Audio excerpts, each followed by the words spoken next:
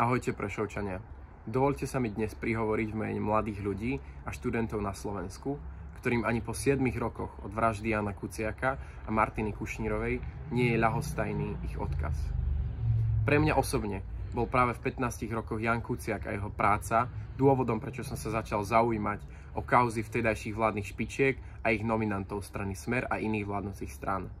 Práve preto som sa aj neskôr začal angažovať vo verejnom živote a zaoberať sa spravodlivosťou na Slovensku.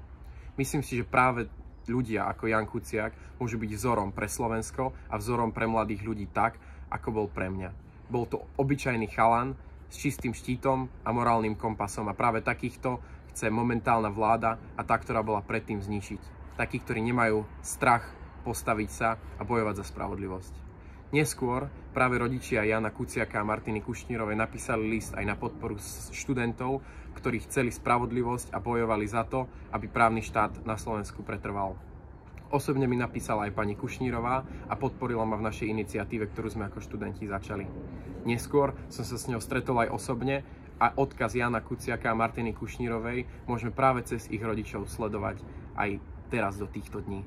A preto by som chcel aj zakončiť tieto moje slova práve slovami otca Jána Kuciaka a tie sú: neďakuj, ale pamätaj.